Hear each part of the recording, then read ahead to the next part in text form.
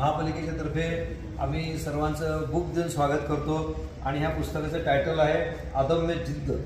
ज्या आमदार साहेबांनी ज्या जिद्दीनं निवडणूक लढवली आणि जिंकून दाखवली त्याला हे साजेसं टायटल आहे। त्याबद्दल मुद्दाम त्यांना हे पुस्तक आम्ही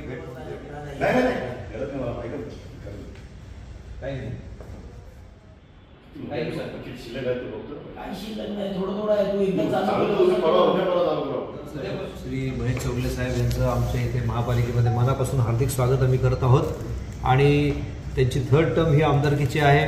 आमची मनोमन सर्वांची शुभेच्छा आहे की त्यांना मंत्रिपद मिळो आणि भिवंडी शहराचा जो काही विकास आपण त्यांनी हातात घेतलेला आहे तो अधिक जोमाने पुढे न्यायची आपल्याला संधी मिळो।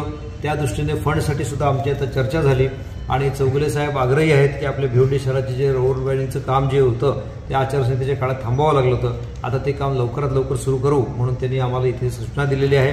त्या सूचनेचा आदर करून आम्ही तत्काळ ते काम सुरू करत आहोत। त्याचप्रमाणे भिवंडी शहरातील काही ठिकाणची पाण्याची समस्या ती पण त्यांनी चर्चा केली, ती समस्या देखील आम्ही हाती घेत आहोत आणि 100 mld पाण्याची जी योजना आहे ती योजना लवकरात लवकर कार्यान्वित करण्याच्या दृष्टीने आमदार साहेबांनी आम्हाला ग्वाही दिलेली आहे की त्यातल्या लागणाऱ्या सगळ्या कुठल्याही ज्या अडचणी असतील तर त्या अडचणी आम्ही दूर करू, तुम्हाला आम्ही सहकार्य करू आणि ह्या भिवंडी शहरासाठी आपण जे काही योजना करत आहोत त्याला पूर्णपणे त्यांचा पाठिंबा आहे। त्याचप्रमाणे आता आम्ही काही नवीन प्रोजेक्ट डिस्कस करायला बसलेलो आहोत आणि याबद्दल त्यांच्या मनापासून आभार। भिवंडी महानगरपालिका च्या आयुक्त तथा प्रशासक या नात्याने आणि आमच्या सर्व अधिकारी कर्मचाऱ्यांच्याकडून आम्ही त्यांचे मनापासून स्वागत करतो, त्यांचे आभार मानतो। त्यांचं सहकार्य कायम महापालिका प्रशासनाला राहिलेलं आहे, ते यापुढे देखील राहो। आजपर्यंत अनेक अनधिकृत बांधकामाचा विषय असो किंवा रस्त्यांचा विषय असो, कचऱ्याचा विषय असो, सर्व बाबतीत आमदार महेश चौगले साहेबांनी आम्हाला खूप सहकार्य केलेलं आहे आणि आमची अपेक्षा असेल की यापुढे देखील सहकार्य होईल।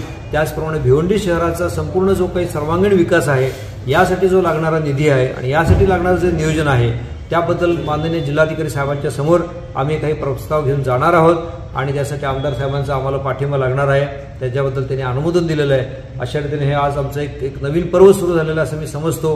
नवीन सरकार आलेलं आहे, नवीन निवडणूक झालेली आहे, आमदार साहेबांनी 3ऱ्या वेळा परत निवडणूक जिंकून दाखवलेली आहे। तर मला खात्री आहे की या त्या आनंदाच्या प्रसंगामध्ये आपण हे सर्व काम मोठ्या जोमाने पुढे नेऊया।